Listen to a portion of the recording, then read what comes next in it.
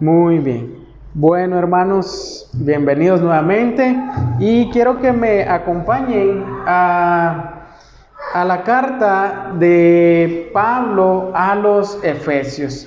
Si ustedes recuerdan, hemos estado ya por un buen tiempo en esta carta. Yo creo que llevamos unos 8 o 9 estudios ya en esta carta y cada vez pues el Señor nos ha ido hablando por medio de su palabra. Yo creo que para mí se ha vuelto un estudio muy interesante esta carta, y quiera Dios que podamos seguir avanzando en los demás libros de la Biblia. Amén. Entonces nos encontramos en lo que se le ha denominado la sección práctica.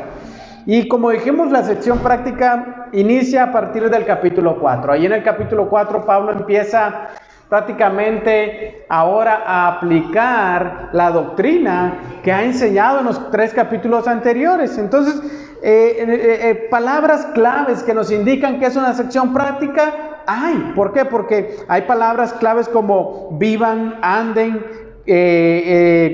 hagan, y todas esas palabras nos indican que va hacia algo práctico. Entonces, en los primeros versículos que estudiamos, precisamente vimos cómo el Señor Jesucristo repartió dones a la iglesia.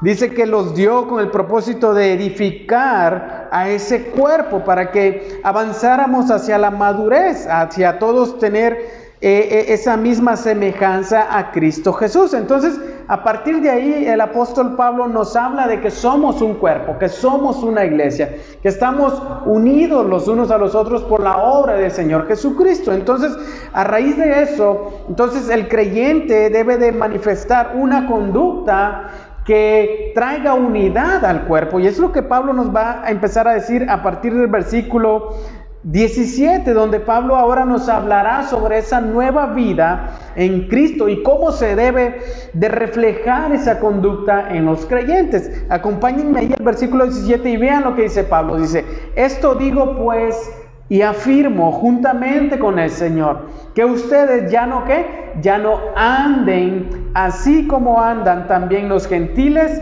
en la vanidad de su mente. Estas palabras que Pablo está dando no vienen de Pablo mismo, no vienen de la mente de Pablo, sino que vienen por inspiración divina, vienen de parte de Dios. Pablo está hablando con la autoridad que procede de Dios. Se recuerda cómo en el versículo 1 de esta carta dice que Pablo es escogido apóstol del Señor Jesucristo por la voluntad de Dios. Así que lo que Pablo está diciendo es con autoridad que procede del Señor mismo. Por eso dice: esto digo, y que dice: y afirmo juntamente con el Señor. Entonces, ¿a quiénes dirige esta exhortación? Ahí dice: a ustedes, es decir, a los creyentes en Éfeso. Pero también esto aplica para nosotros que hoy somos lectores de esta carta. Entonces aplica tanto para esos primeros lectores como para hoy a nosotros en nuestras vidas. Y dice Pablo: ¿qué requiero? ¿Qué les pido? ¿Qué les exhorto a ustedes? Dice que ustedes ya no anden. Observe esa palabra ahí, y si tienen su Biblia la puede marcar. Esto quiere decir que los creyentes en Éfeso ya no deben de vivir, ya no deben de caminar, ya no deben de andar, dice, como viven los gentiles. Y al decir gentiles se refiere a quienes no conocen de Dios, a quienes no temen al Señor, a quienes están separados de Cristo. Se recuerda que en los capítulos anteriores nos dijo que estábamos ¿cómo? Excluidos, separados de Cristo. Los gentiles en la carne estábamos ¿cómo? Separados de los pactos, de la promesa. Entonces se refiere precisamente a eso, a quienes están separados de Cristo. Y Pablo les dice: ya no vivan así. Ya no vivan como en la vanidad de su mente. Ustedes han sido ahora acercados por la sangre de Cristo. Ustedes ahora han sido como reconciliados por la obra de Dios en Cristo Jesús. Y sí, ellos son gentiles.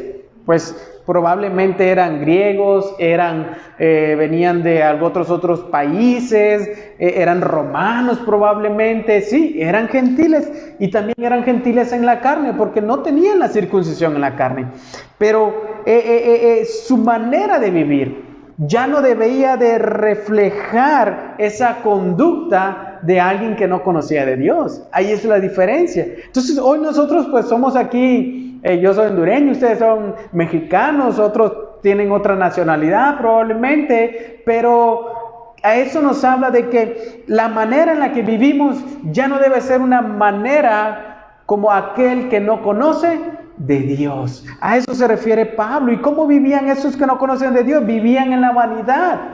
¿De qué? De su mente. Y al decir Pablo vanidad de su mente, no se refiere a un conocimiento intelectual o estudios. ¿Por qué? Porque sin duda todos tenemos algún conocimiento en algo en esta tierra.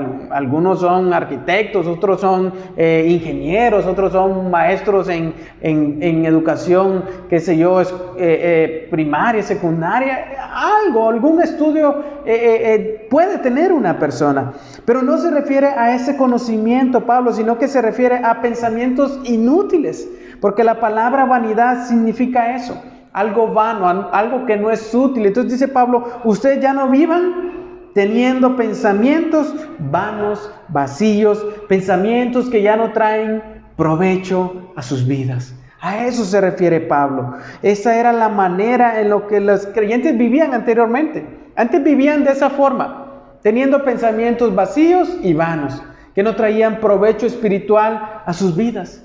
Eran pensamientos inútiles, así que Pablo les dice, ya no vivan de esa manera. Ustedes se comportaban, sí, antes de su conversión de esa forma, pero ahora ustedes han sido llamados a vivir de otra manera.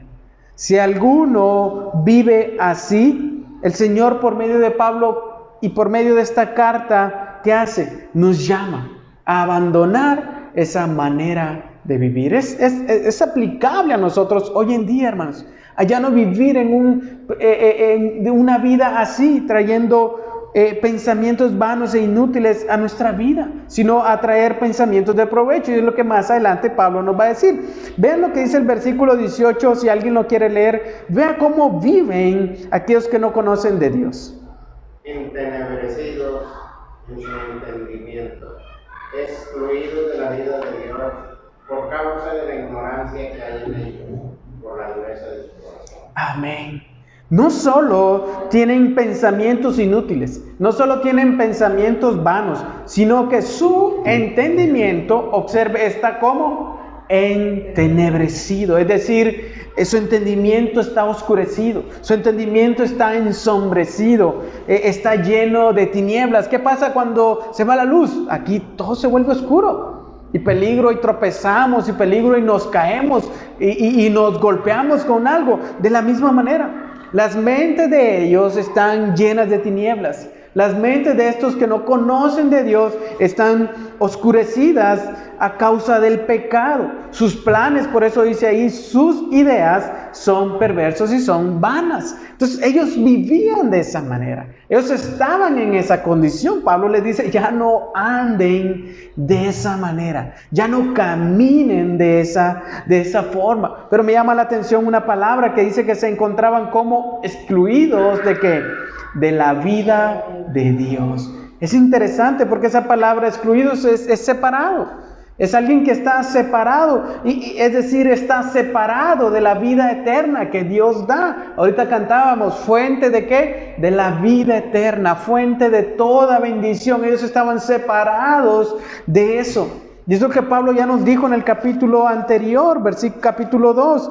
Nos encontrábamos muertos en nuestros delitos y ¿qué? Y pecados. Separados de la vida de Dios, sin Dios en este mundo, por lo tanto esperando que la condenación eterna, esperando la condenación eterna. Aquel que no conoce de Dios, aquel que no ha recibido al Señor Jesucristo como su Salvador, él se encuentra excluido, él se encuentra separado de la vida de Dios, de la vida que Dios da, que es vida eterna, y por lo tanto se encuentra en una condición de espera a esa condenación eterna que Dios dará para aquellos que no le han recibido. Entonces, ¿cuál es la causa de esa situación? Aquí dice, por causa, ¿vea? Por causa de que de la ignorancia que hay en ellos, por la dureza de su corazón.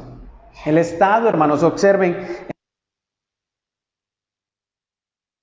es un estado producto de su ignorancia, pero no porque no sepan, sino porque han endurecido, ¿qué? Su corazón. Entonces la ignorancia es producto ¿de qué? De esa dureza que han tenido, no porque no sepan, sino porque alevosamente han decidido ignorar esa verdad. Así han vuelto un corazón como no sensible, un corazón duro. Observe cómo su falta de comprensión es producto precisamente de esa dureza que hay en el corazón. Usted, no sé si alguna vez se ha topado con gente que usted le habla del Señor y más bien te insultan, más bien te contestan con malas palabras. ¿Por qué? Porque hay una dureza en su corazón, y esa dureza en su corazón los ha llevado a una ignorancia en cuanto al juicio eterno que les espera, en cuanto a la condenación eterna que ellos esperan. No una ignorancia en este mundo, porque pueden ser doctores, ingenieros, etcétera, etcétera,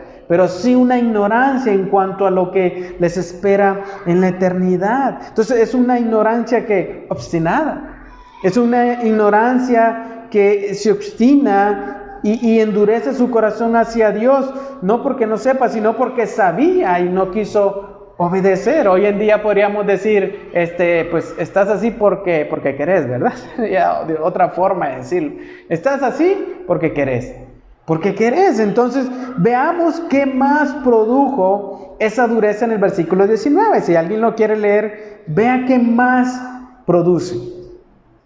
Los cuales, después de que perdieron el sentido de la conciencia, se entregaron a la desvergüenza para cometer con avidez toda suerte de impurezas. Amén. Ahora vea lo que dice Pablo. ¿Qué más produjo esa dureza? Pablo coloca aquí una ilustración de la piel cuando se vuelve insensible. Por ejemplo, por ahí yo tengo un callo donde siempre le estoy limpiando y siempre vuelve a aparecer. Entonces, algunas veces con el corta uña le hago y no, la piel no siente.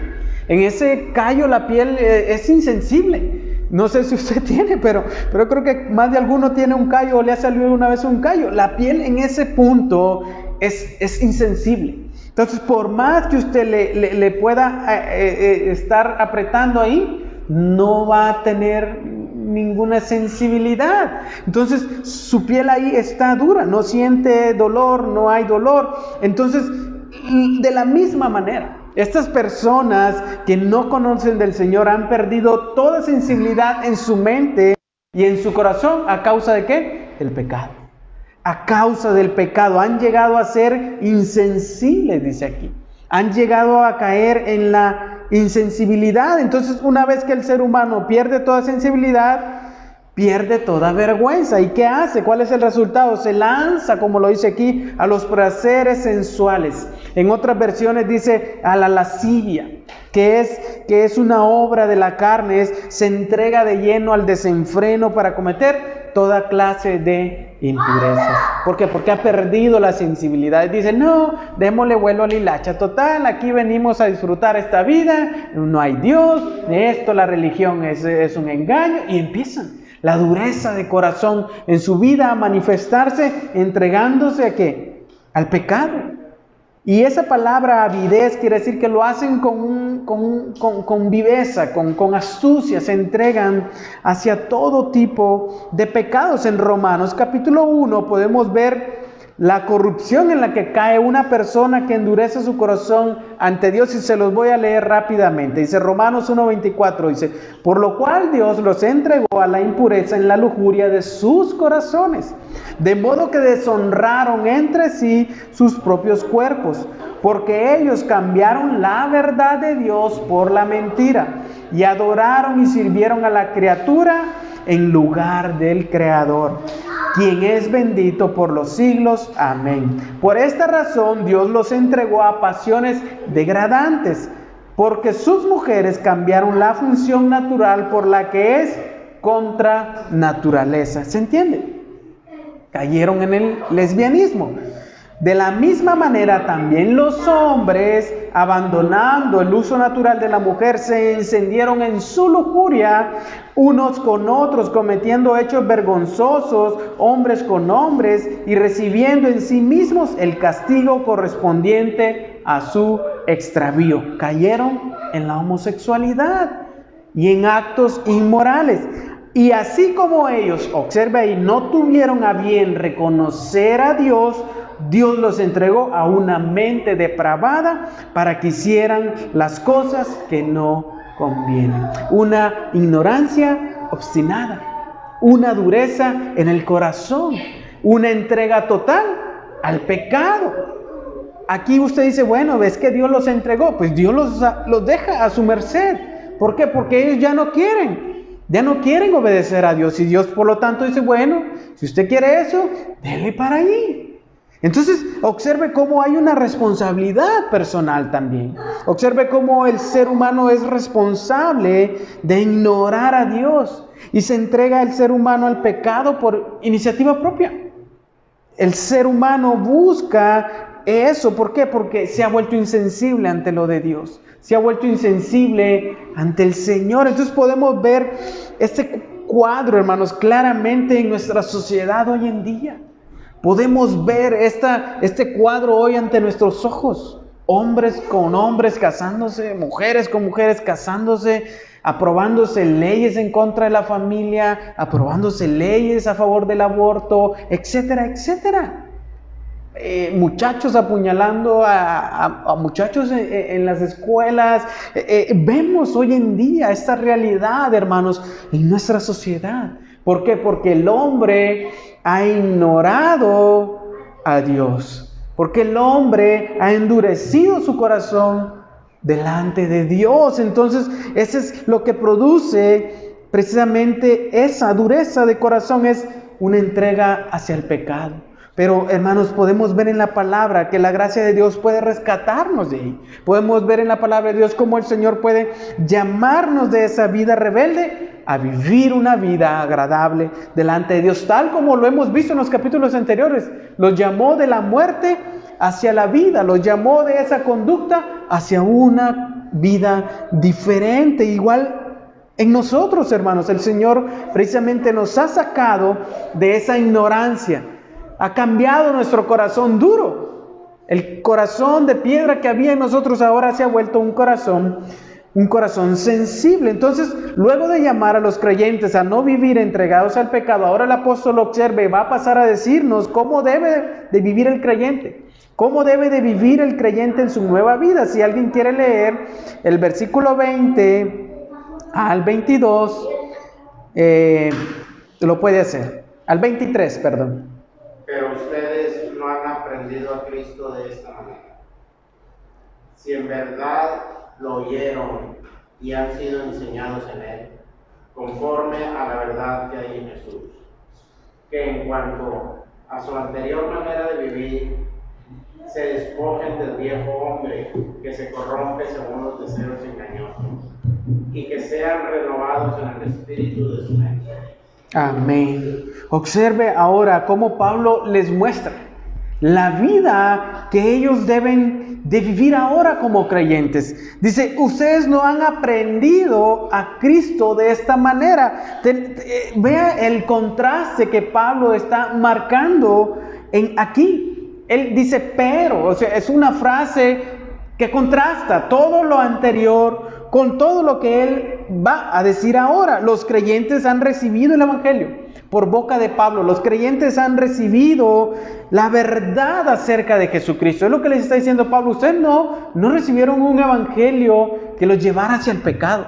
Ustedes no recibieron un evangelio que los llevara a entregarse al pecado. Ustedes no han aprendido a Cristo de esa manera. Por lo tanto, no deben de vivir, no deben de andar de esa manera. Me encanta lo que dice Tito, capítulo 2, versículo 11. Dice, porque la gracia de Dios se ha manifestado, trayendo salvación a todos los hombres, enseñándonos que negando la impiedad y los deseos mundanos, vivamos en este mundo sobria justa y piadosamente, aguardando la esperanza bienaventurada y la manifestación de la gloria de nuestro gran Dios y Salvador Cristo Jesús. Él se dio por nosotros para redimirnos de toda iniquidad y purificar para sí un pueblo para posesión suya, celoso de buenas obras. Esto habla, exhorta y reprende con toda autoridad, que nadie te menosprecie. Es precisamente lo que Pablo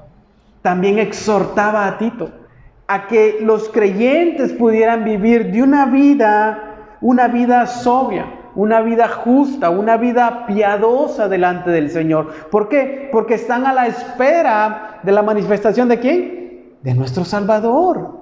Ellos están a la espera de la venida del Señor Jesucristo. Entonces Pablo le dice, esto habla, esto exhorta, esto reprende con autoridad.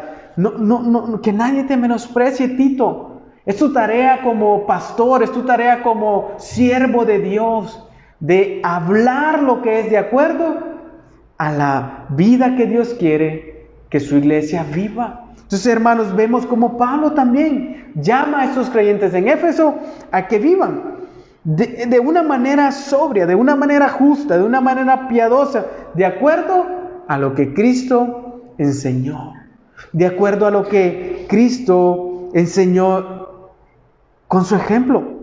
Dice el 21, si en verdad lo oyeron y han sido enseñados en Él, conforme a la verdad que hay en Jesús. Los creyentes en Éfeso han escuchado el mensaje, habían aprendido la verdad que está en Jesús, y esa verdad era contraria a esta conducta que tenían antes de conocer el Evangelio. Hermanos, tiene que haber un parteaguas en nuestra vida. Cuando conocemos el Evangelio, tiene que haber una división clara de lo que éramos antes y lo que ahora somos. Es lo que nos está diciendo la palabra aquí. No debe de haber como que no va a la iglesia, pero que como que no mucho. No, hermanos. Tiene que haber una marcada diferencia entre lo que vivíamos antes y lo que ahora vivimos. Es lo que está diciendo Pablo aquí. Ustedes, dice el versículo 21, en la versión lenguaje actual, dice, ustedes oyeron el mensaje acerca de Él y saben cómo Él manda a vivir, siguiendo la verdad que Él enseñó. Se entiende un poco mejor, ¿no? Jesús enseñó cómo deben de vivir. Y Pablo ahora les traslada ese mensaje a estos creyentes de cómo el Señor enseñó a vivir. Y de la misma manera entonces ellos deben de vivir. Que en cuanto a la anterior manera de vivir, o versículo 22, ustedes se deben de ¿qué? De despojar del viejo hombre, no del hombre viejo, ¿no? Sino del viejo hombre que se corrompe según los deseos engañosos. La verdad que Cristo enseñó, hermanos, y que ellos escucharon por boca de Pablo era que debían despojarse del viejo hombre. Y al decir del viejo hombre no simplemente aplica a los hombres, sino aplica a hombres y a mujeres. Usted podría poner aquí de la vieja mujer, del viejo hombre. Esto habla de la naturaleza anterior, de la vida anterior. Es despojarse, es como quitarse un cambio de ropa, es una ilustración de lo que ocurre en el arrepentimiento, hermanos. Cuando usted se arrepiente delante del Señor y le reconoce como su Salvador, como aquel que le ha limpiado de toda culpa, usted se está quitando esa ropa sucia y poniéndose ropas limpias. Es precisamente una ilustración de eso. Por eso dice en Hebreos 12:1, despojémonos también de todo peso y del pecado que tan fácilmente nos envuelve, y corramos con paciencia la carrera que tenemos por delante, puesto los ojos en Jesús, el autor y consumador de la fe. El creyente ahora, hermanos, tiene una tarea que hacer.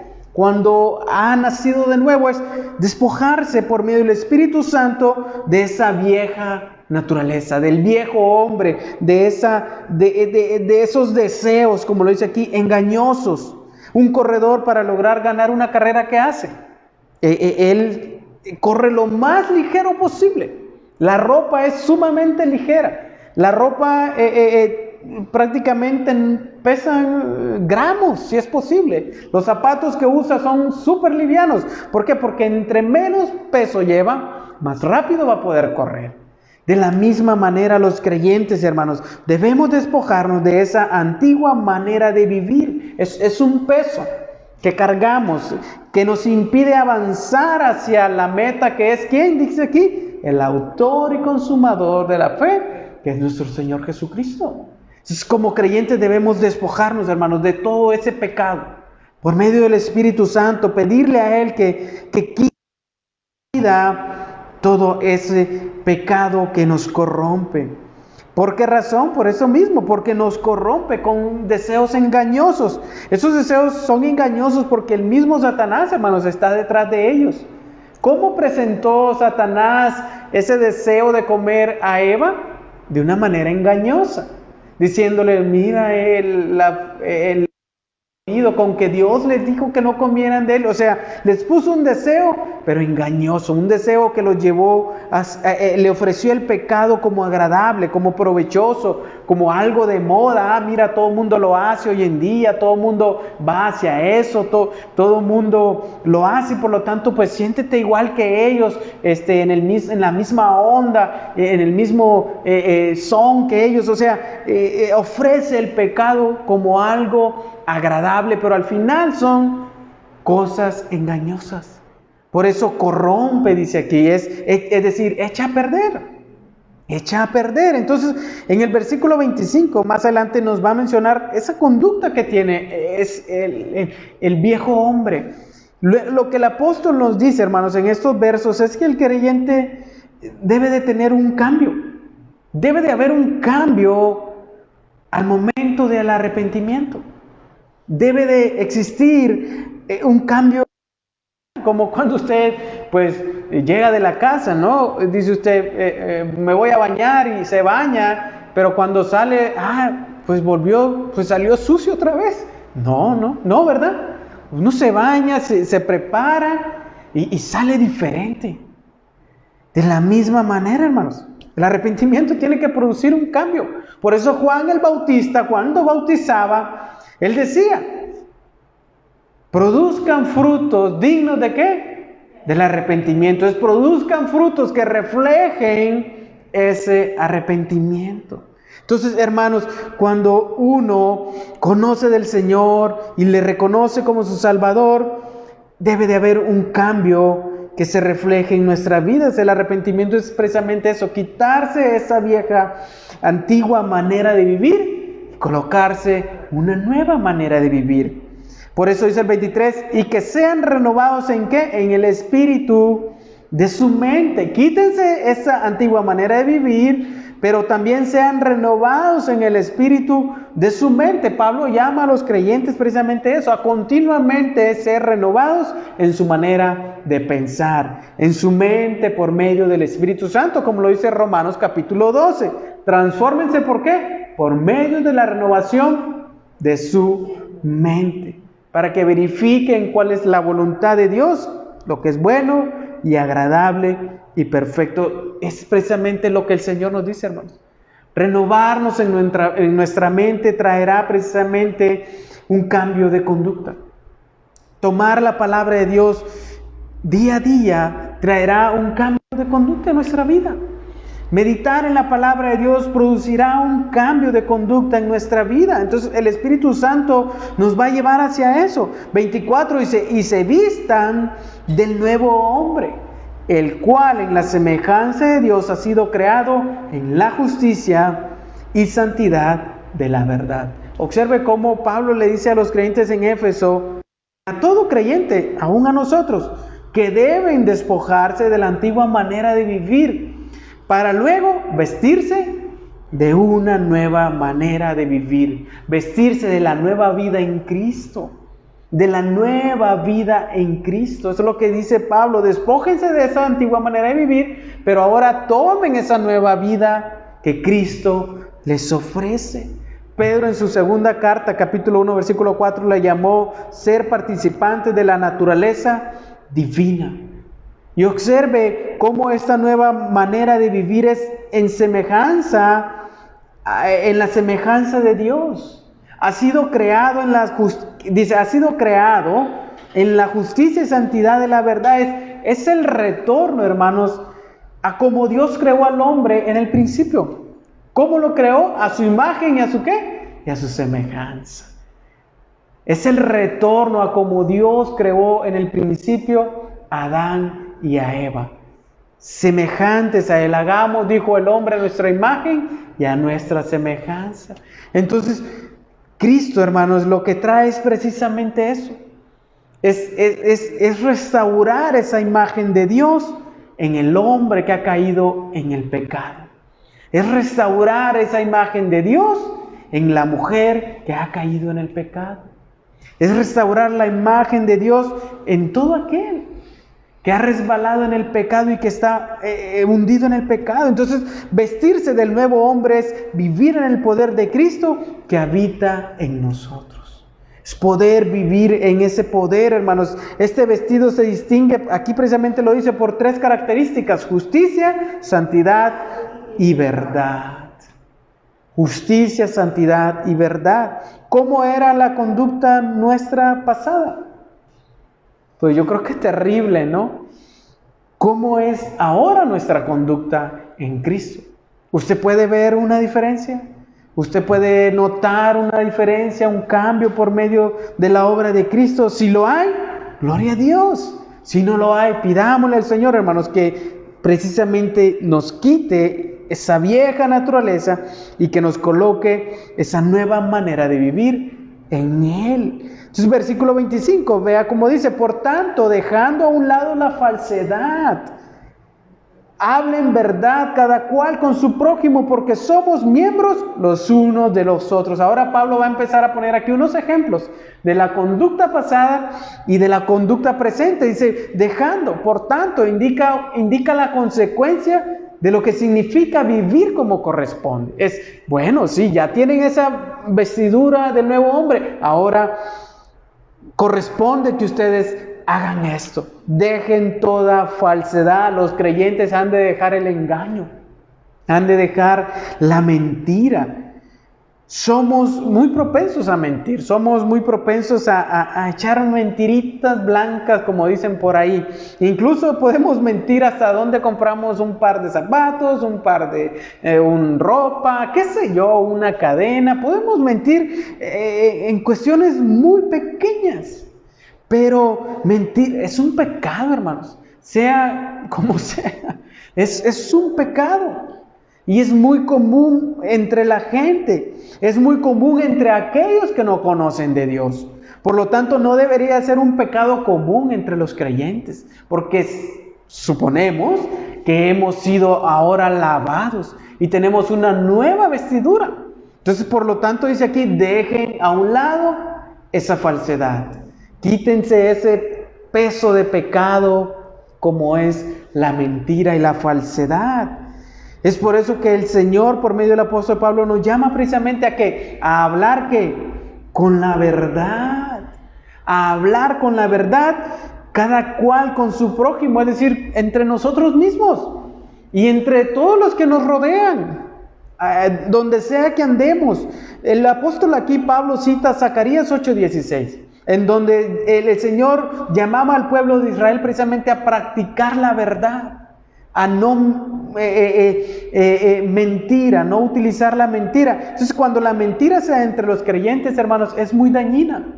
Cuando la mentira se da entre los creyentes, produce daño. Es como si usted y yo nos estuviéramos lastimando con el cuerpo y golpeándonos y haciéndonos daños. O por ejemplo, si nuestra mano toca algo caliente y está caliente, y la mano le manda otra señal al cerebro que no está caliente ese lugar, ¿qué va a producir? Una quemadura. Entonces, ¿cómo es posible que la mano engañe al cerebro y el mismo cuerpo se dañe? Entonces produce un daño en el cuerpo. Que los miembros no funcionen correctamente. De la misma manera, Pablo nos está poniendo el ejemplo, la ilustración de un cuerpo que funciona correctamente. no se produce daño a sí mismo, porque en lo que yo siento que está caliente, inmediatamente que reacciono para que el cuerpo no sufra daño. Entonces, los creyentes, hermanos, funcionan de la misma manera. No producen daño a sí mismo. No se producen daño a sí mismo.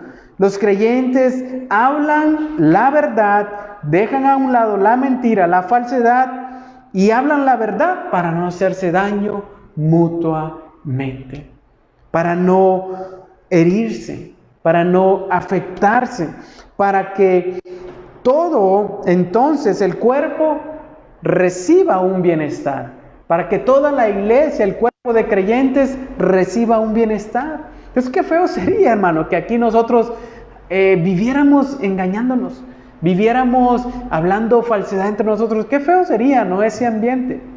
Y lamentablemente, hermanos, en muchos lugares y en muchas iglesias hay ese tipo de pecado. Hay ese tipo de pecado, hay mentira, hay falsedad, se dañan las personas los unos a los otros, pero ¿es por qué? Porque no han esa conducta y no han sido exhortados por medio de la palabra de Dios a abandonar ese pecado que es la mentira y la falsedad, que tanto daño le hace al cuerpo, a la iglesia. Entonces, cuando nosotros vivimos en la verdad, entonces dice aquí, vamos a estar unidos, como lo que ha venido diciendo Pablo anteriormente. La iglesia va a permanecer en amor, en unidad, va a tener ese crecimiento como cuerpo, va a permanecer unida y creciendo en la verdad. Dice el versículo 26, enójense, pero no pequen. No se ponga el sol sobre nuestro enojo. Qué interesante, ¿no? El apóstol Pablo aquí cita Salmos capítulo 4, versículo 4. Y es que hay ciertas áreas de nuestra vida en la que pues el enojo es apropiado, pero debe ser manejado correctamente. Debe ser manejado correctamente. El ejemplo cuando hay pues abusos, ¿no? A menores de edad en algunos lugares, pues naturalmente nos podemos enojar.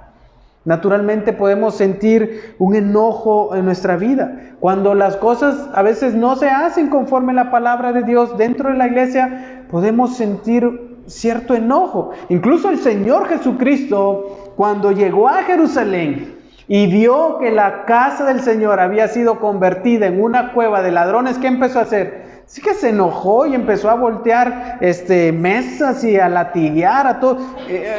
Hubo un enojo natural. Entonces hay un enojo que se produce en nuestras vidas cuando la palabra de Dios, cuando el evangelio es pisoteado, el creyente puede enojarse. El peligro está, hermanos, cuando el enojo se convierte en deseo de venganza, cuando el enojo se convierte en odio, en rencor, en querer hacerle daño a los demás. Eso es parte de una conducta pasada. Lo que Pablo está diciendo, sí, pueden enojarse, pero no pequen, no pequen. El llamado es a no caer en el pecado a causa del enojo, sino que antes de que pueda terminar el día, antes de que se ponga el sol, es lo que está diciendo, antes de que termine el día, se debe de buscar restaurar esa situación, antes que se pueda convertir en algo pecaminoso, en crear un odio, en crear un rencor en nuestra vida, en contra de una persona, en contra en cualquier situación. ¿Nos podemos enojar, hermanos? Claro que sí, nadie está exento de eso, pero no caer en el pecado, en la venganza, en el odio y en el rencor. Cuando la palabra de Dios es pisoteada y es blasfemada, hermanos, debemos como creyentes prácticamente salir a la defensa y buscar que la palabra de Dios sea pues tratada como debe de ser, enseñada como debe de ser. Pero Pablo aquí precisamente llama a los creyentes a que no se ponga el sol sobre nuestro enojo. Y como lo dice ahí, no den oportunidad ¿a quién? Al diablo. Cuando el enojo se convierte en pecado, entonces pasa eso. Precisamente se le está dando oportunidad al diablo. Entonces el nuevo creyente, el creyente que tiene esa nueva naturaleza, el creyente que ha nacido de nuevo, puede enojarse, pero no dándole oportunidad al diablo. ¿Por qué? Porque el diablo sabemos que busca precisamente eso, sembrar odio, sembrar rencor, sembrar venganza. Entonces vean los contrastes entre la vieja y la nueva naturaleza, entre el viejo hombre o la vieja mujer y la nueva mujer y el nuevo hombre, el antes y el después del arrepentimiento. Si usted dice, hermano, es que yo me sigo enojando y me enojo mucho y el rencor se anida en mi corazón, hermano, no es parte eso de la nueva naturaleza que el Señor nos ha dado. Debemos entonces de pedir al Señor que nos quite eso, que arranque de nuestra vida ese enojo que produce ira, rencor y todo eso. ¿Por qué? Porque es un peso que no nos deja avanzar hacia la meta, que es encontrarnos con nuestro Señor Jesucristo en aquel día. Amén. Entonces vea el versículo 28, lo que dice: el que roba, no robe más, sino más bien que trabaje, haciendo con sus manos lo que es bueno, a fin de que tenga que compartir con los que tienen necesidad. Observe, dice, el creyente que se ha vestido del nuevo hombre no roba, sino que trabaja para obtener los recursos que necesita. El Señor puede perdonar a un ladrón, hermanos. El Señor puede cambiar a un ladrón. Pero la palabra, observe cómo lo manda ahora ¿a qué? A trabajar. Ay, no, es que pues él antes robaba y tenía esa vida fácil y sacaba muy buen dinero. No, pues ahora ¿qué va a hacer? No, pues no va a hacer nada. No, el llamado es precisamente a que dejen esa conducta propia del viejo hombre y que ahora dediquen sus vidas al trabajo, a obtener, como dice aquí, con sus propias manos lo que es bueno. Si antes iba a la tienda y agarraba por ahí, se le hacía fácil echarse a qué sé yo, comida, eso, lo otro, y robársela y con eso vivir el día. Si realmente ha conocido de Dios, si realmente se ha arrepentido, entonces tiene que ahora hacer lo bueno con sus manos. Por eso cuando estas conductas se dan dentro de la iglesia, pues no es natural. Nos muestra que es alguien entonces que no ha nacido de nuevo. Hermano, yo conozco, pues en Honduras se perdían Biblias, se robaban Biblias en la iglesia, se robaban bolsos dentro de la iglesia, se robaban celulares dentro de la iglesia. Entonces usted dice, ¿cómo es posible que eso se dé dentro de la iglesia? Personas que no han nacido de nuevo están dentro de la iglesia, que su antigua naturaleza, su viejo hombre, está allí. Están entre los que realmente son verdaderos creyentes. Pero usted, ¿cómo puede distinguir eso? No se puede. Pero cuando se dan ese tipo de conductas, podemos ver entonces que esa persona es alguien que no ha nacido de nuevo, que no ha habido un cambio en su naturaleza. No se ha despojado del viejo hombre, no se ha vestido del nuevo hombre. Entonces, él es llamado precisamente a no robar, a ya no seguir con esa conducta, sino que ahora a trabajar. Tesalonicenses capítulo 3, de su segunda carta, versículo 10, dice, porque cuando estábamos con ustedes les ordenábamos esto: si alguien no quiere trabajar, que tampoco ¿qué? Que tampoco coma. Porque oímos que algunos entre ustedes andan desordenadamente. Oiga bien, Pablo escribiéndole a los tesalonicenses, que dentro de la iglesia habían algunos que querían comer, pero que no querían trabajar. Y por lo tanto, dice Pablo, el que no quiere trabajar, pues que no coma. Según de Tesalonicenses capítulo 3, versículo 10. Segunda de Tesalonicenses capítulo 3, versículo 10. ¿Por qué? Porque había entre los creyentes personas que andaban precisamente así. Pablo le llama a estos que andan como desordenadamente, sin trabajar. Pero andan, dice, no solamente están sin trabajar, dice aquí, pero andan metiéndose en todo. O sea, son personas metiches. No quieren trabajar, no quieren hacer lo bueno. Aparte de eso, se meten en todo. O sea, suficiente con ya no trabajar, ¿no? Sino que ahora meterte en todo lo que no te importa. O sea, a tales personas, dice el apóstol Pablo, les exhortamos, les ordenamos en el Señor Jesucristo que trabajando tranquilamente coman su propio pan. Hermanos, hoy en día, lamentablemente en las iglesias hay muchas personas que no quieren trabajar y quieren aprovecharse de los demás. Quieren aprovecharse de los demás, que fulano me invite, que fulano me esto, que fulano me lleve esto, que fulano me dé tanto, y van de iglesia en iglesia aprovechándose de la buena voluntad de hermanos. Hermanos, ¿por qué? Porque el apóstol Pablo lo dice aquí, hay entre ustedes. Si en aquel tiempo habían algunos que se aprovechaban, ¿usted cree que hoy en día no lo hay? Lo hay, hermanos. Lamentablemente lo hay. Por eso muchas veces los que no conocen de Dios señalan a la iglesia y dicen, no, miren ese no trabaja y los hermanitos le dan todo. Así que bien, que vivo. Da un mal testimonio. Pero esa es una persona que no ha nacido de nuevo. Si lo vemos aquí tal cual, es una persona que todavía tiene esa naturaleza corrompida. Ese viejo hombre está en él. No lo podremos considerar como alguien que ha nacido de nuevo. ¿Por qué? Porque él se está aprovechando de los demás. Hermano, ese es un pecado.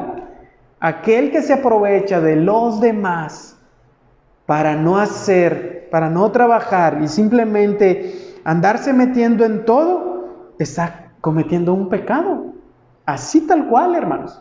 Es un pecado delante de Dios y por lo tanto dice aquí Pablo anda desordenadamente. Pero ¿qué hacía Pablo? Pablo exhortaba, Pablo ordenaba que estos que no trabajaban mejor se dedicaran a trabajar. Entonces, ¿cuál es nuestra tarea pues en este caso, como alguien aquí yo? Llamar a esos hermanos precisamente a que hagan lo bueno. A que no se aprovechen de los demás, a que no busquen aprovecharse de los demás. Está bueno, alguien te dio algo, pero no lo agarres de que todo el tiempo, aprovecharte nada más por querer estar de balde, le dicen en Honduras. Estar de balde es estar ocioso, estar haciendo nada. Entonces, Pablo nos muestra aquí, hermano, lo digno que es trabajar.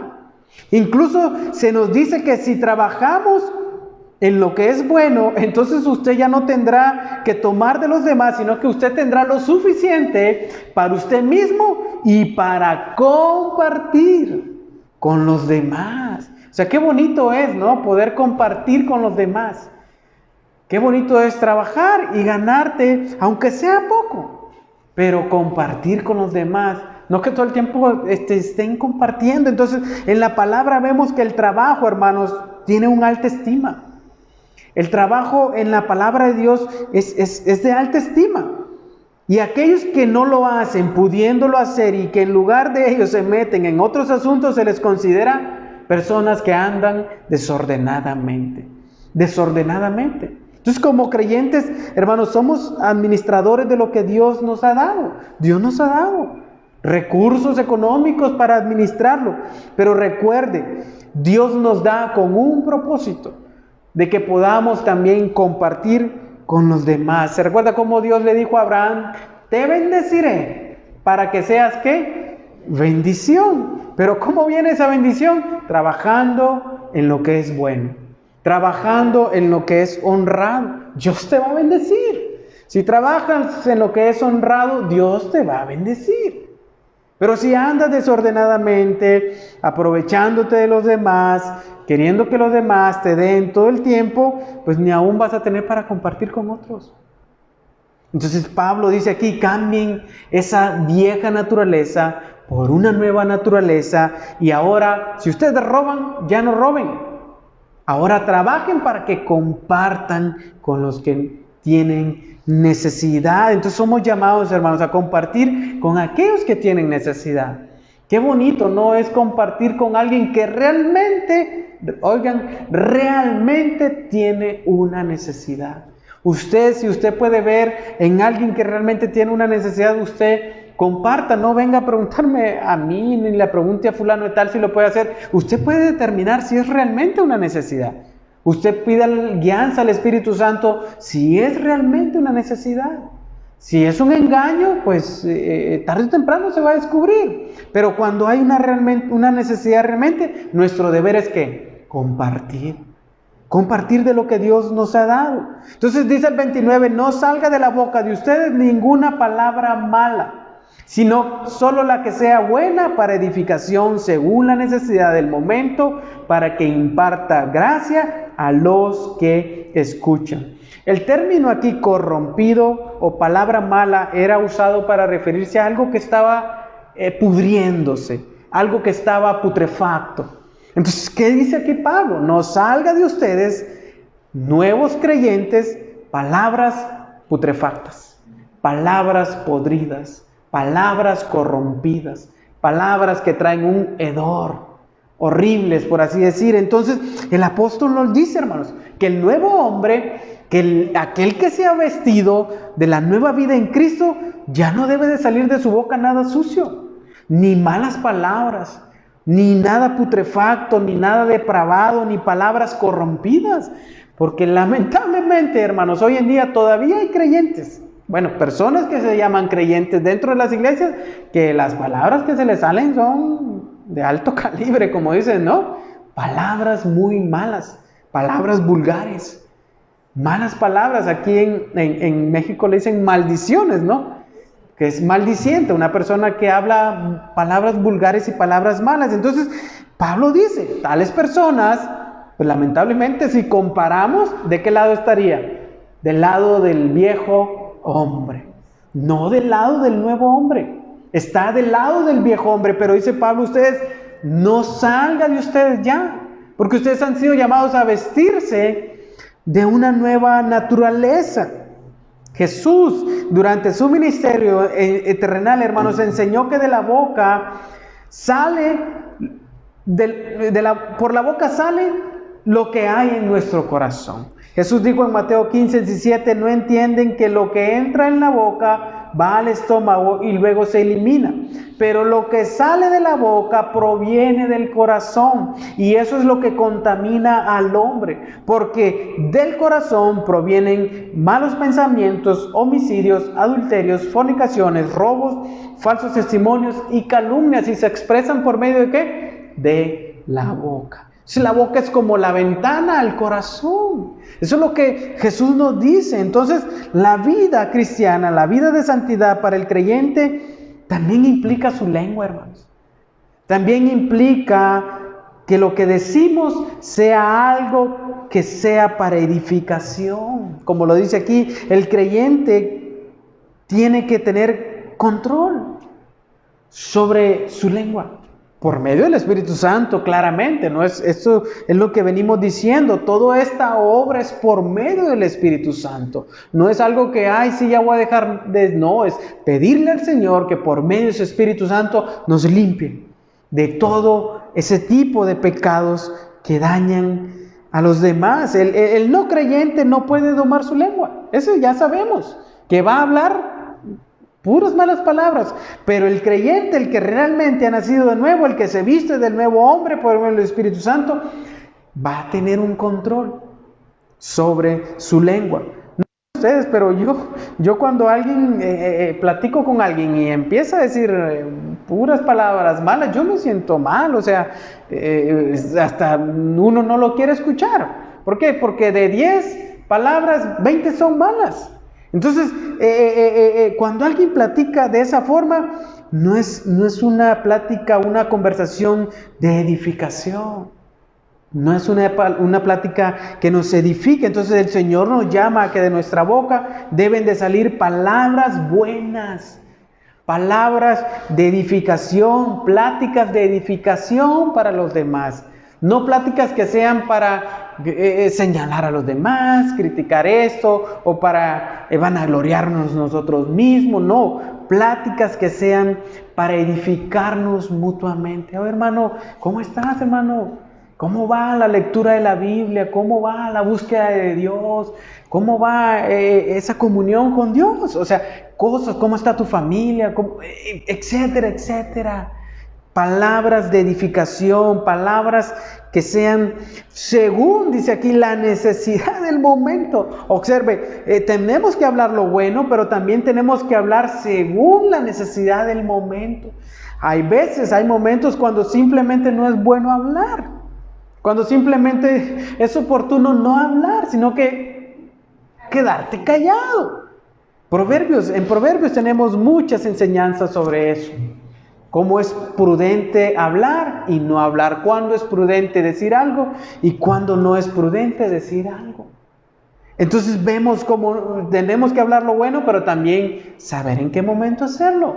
Saber en qué momento expresarlo para que sea de edificación a los demás. Colosenses 4:6 dice que su conversación sea siempre con gracia, sazonada como con sal. Bueno, la sal, ¿no? ¿Qué hace en la carnita asada? Pues le da un sabor, un toque sabroso. De la misma manera, que nuestra conversación tenga un sazón que le dé algo que edifique a los demás, para que sepan, dice, cómo responder a cada persona. Entonces, como iglesia, hermanos, como creyentes, la palabra precisamente nos exhorta en este momento a que cuando platiquemos lo que nos edifique. Platiquemos lo que es agradable delante de Dios, lo que realmente trae provecho para nuestras vidas. De esa manera nos vamos a cuidar como iglesia. No nos vamos a lastimar como creyentes. Que mira que esto y que lo otro, que me dijeron que aquí, que allá, y que no sé cuánto, y que aquí, que allá. Que de nuestra boca no salgan ese tipo de pláticas y de conversaciones, hermanos, sino palabras que impartan gracia, que impartan bendición para los demás. Entonces la pregunta es, ¿cómo estamos usando nuestra boca? ¿Cómo estamos usando nuestras pláticas? ¿Que todavía salen palabras corrompidas de nuestros labios? ¿Todavía salen malas palabras de nuestra boca? Eso va a reflejar el interior de nuestro corazón. No sé si alguien quiere leer el versículo 30, ya para ir hacia el final. El capítulo 4, versículo 30 de Efesios. Y no entristezcan al Espíritu Santo de Dios, por el cual fueron sellados para el día de la redención. Amén. O sea, observe cómo todas esas cosas que son parte de la vieja naturaleza que Pablo ya ha mencionado, o sea, son algo que entristece al Espíritu de Dios. Entonces, cuando el creyente abandona esa conducta y se viste del nuevo hombre, ¿qué va a traer? Alegría al Espíritu Santo de Dios, gozo al Espíritu Santo de Dios. Pero si usted y yo tenemos esa conducta propia del viejo hombre, vamos a entristecer al Espíritu Santo de Dios, que nos ha sido dado como un sello, como una garantía para el día de la venida del Señor. Entonces, prácticamente es como, cuando va a pasar un tráiler para Estados Unidos. Si ese tráiler no lleva el sello y los sellos puestos en la caja, el agente aduanal va a decir, aquí esto está un poco extraño.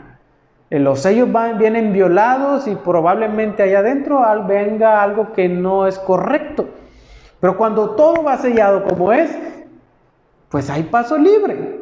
Entonces, el sello precisamente eso garantiza que entraremos en la eternidad.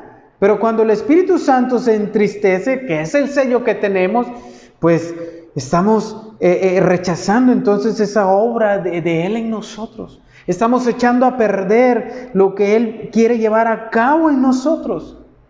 Estamos echando a perder esa obra que Dios quiere hacer por medio del Espíritu en nosotros, que es llevarnos a la semejanza de Cristo. Por lo tanto, entristeciendo al Espíritu Santo. Entonces, el llamado del Señor es a no entristecer al Espíritu Santo al pecar, ya que el pecado entonces nos separa de Dios, hermano. ¿Se acuerda cómo el salmista decía? Y no apartes de mí tu Santo Espíritu. ¿Por qué? Porque cuando David pecó, precisamente sintió eso. Sintió que el Espíritu de Dios estaba separando de él, apartando de él, y por lo tanto él dice, pues me voy a terminar desviando hacia el pecado, me arrepiento y mejor le pido al Señor que no separe su Espíritu de mi vida. Entonces vemos que el Espíritu Santo precisamente es una persona. Es la segunda persona de la Trinidad. Tercera persona en la Trinidad que puede ser entristecida. Que puede saber que al momento de pecar hay una tristeza. Entonces dice el versículo 31, sea quitada de ustedes toda ¿qué? Toda amargura, todo enojo, toda ira, todo grito, todo insulto, así como toda malicia. Nuevamente el apóstol exhorta a los creyentes a quitar, a quitar todo esto. Cuando permitimos que el Espíritu Santo quite estas características de la vieja naturaleza arrastrada desde Adán, entonces Él empieza a obrar en nuestras vidas. Y aquí la amargura es ese estado de rechazo hacia la reconciliación. Es, no quiero nada, tengo esto en mi corazón, no hay reconciliación, como dicen, estoy amargado. Es el rechazo a reconciliar. La ira es una rabia, es una furia repentina en la persona. El enojo, como lo vimos, es un resentimiento lento y duradero. Los gritos en este contexto son amenazas fuertes en contra de otra persona. Y que te digo, y que tal por cual, y que esto, y que lo otro. Y empiezan los gritos alterados en contra de otra persona. Insultos o calumnias precisamente son difamaciones. Palabras que ofenden a otros. Y termina diciendo aquí, quitando toda malicia, es decir, todo aquello que se hace con mala intención. Con intención de dañar, con maldad. Entonces todo esto debe ser quitado del comportamiento del creyente, del que verdaderamente ha nacido de nuevo. Porque esto no refleja la nueva naturaleza. Esto no refleja el nuevo vestido que anda. Así como cuando salimos y nos vemos al espejo y decimos, no, pues salí todo sucio, me bañé, pero salí todo sucio otra vez. Entonces no va a reflejar que hubo un cambio. Entonces dice el apóstol y termina diciendo en este capítulo 4, ¿cuál debe ser la conducta del creyente? Dice, sean más bien amables unos con otros, misericordiosos, perdonándose unos a otros, así como también Dios los perdonó en Cristo. Observe cómo Pablo dice, sean. Es un imperativo nuevamente, es a tener una conducta. Como lo vemos, son palabras claves que nos enseñan que en esta sección es algo práctico. Sean, es un imperativo en donde se nos manda a que siempre lo hagamos, siempre seamos amables. Aquel creyente que ha nacido de nuevo va a buscar ser amable con todos. Va a buscar ser misericordioso con todos. Va a buscar perdonar a los demás. Porque él ha reconocido que Dios le ha perdonado también a él de su maldad. Estas virtudes describen el carácter regenerado de un verdadero creyente. El apóstol Juan en su primera carta, capítulo 4, 19, dice, nosotros amamos porque Él nos amó primero. O sea, yo amo a los demás porque reconozco que Dios me amó primero estando muerto en mis delitos y pecados. Y si alguien dice, observe la directa del apóstol Juan, si alguien dice yo amo a Dios pero aborrece a su hermano, es un mentiroso. Es un mentiroso, porque el que no ama a su hermano, a quien ve, ¿cómo puede amar a Dios a quien no ve? Entonces es por eso que aquí Pablo dice, sean misericordiosos, perdónense, porque Dios ya los perdonó. Entonces diríamos aquí, nosotros perdonamos porque Él nos perdonó primero. Y este mandamiento tenemos en Él, que el que ama a Dios también debe de amar a su hermano. Es algo consecuente, hermanos.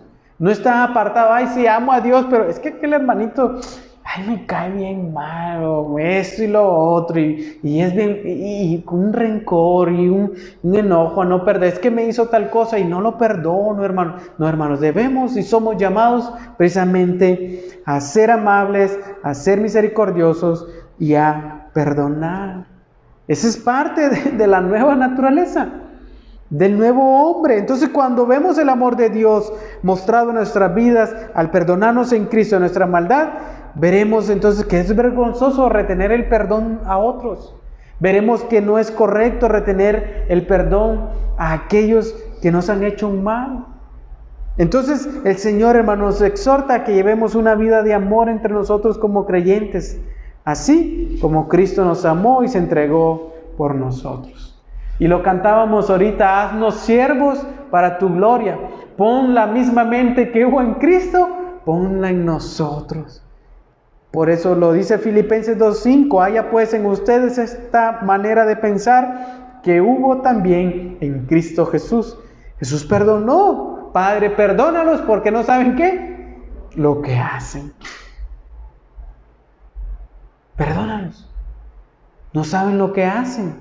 Yo los perdono. Entonces ve cómo el perdón se expresa de esa manera consecuente a lo que Dios ha hecho en nuestras vidas. Entonces la bondad y la misericordia son parte de la naturaleza de Dios y se expresaron en el perdón que Dios manifestó a nosotros los pecadores por medio de Cristo. Ahora esas deben ser parte de nuestra naturaleza como creyentes. Perdón, bondad y misericordia. Entonces, qué interesante, ¿no? Cómo Pablo nos lleva en el capítulo 4 a ver que somos llamados por la palabra del Señor a vivir una vida diferente, a vivir una vida que refleje que realmente hemos nacido de nuevo, una vida práctica. Sí, Dios te ha bendecido con toda bendición espiritual, pero eso es la teoría, eso es la teología. Pero la vida en Cristo se manifiesta en la práctica. Si alguien no vive de acuerdo a como aquí nos lo dice, pues realmente puede estar en una iglesia, pero no puede ser un verdadero creyente. Está, pero no es. Amén. Porque Pablo ya nos lo dijo, que hay entre la iglesia algunos que andan desordenadamente. Amén. Entonces, ¿qué les parece si oramos, hermanos? Y le damos gracias a Dios por este tiempo que nos regalen su palabra y la oportunidad de poderla abrir en completa tranquilidad. Amén. Padre, te damos gracias, Señor, por este tiempo. Bendito Señor, gracias por la oportunidad, Señor, que nos das en esta tarde de abrir tu santa palabra, Señor. Y poder ver, Señor, el llamado que nos haces a vivir una vida diferente en ti, Señor, por medio del poder de tu Espíritu Santo. Esto es únicamente por medio del poder que tu Espíritu Santo puede ejercer en nuestras vidas, Señor. Ayúdanos porque sin duda lo necesitamos. Ayúdanos porque sin duda necesitamos de tu poder obrando en nosotros para ser limpios de todo pecado, para poder caminar, correr esta carrera cristiana y llegar a la meta que eres tú, Señor. Gracias te doy por la vida de mis hermanos, por la vida de cada uno de los que hoy están aquí presentes. Te pedimos, Señor, que nos sigas llevando en ese temor reverente delante de ti, Señor, en esa unidad como tu iglesia hasta el día de tu venida. Gracias te damos en el nombre de Jesús. Amén y amén.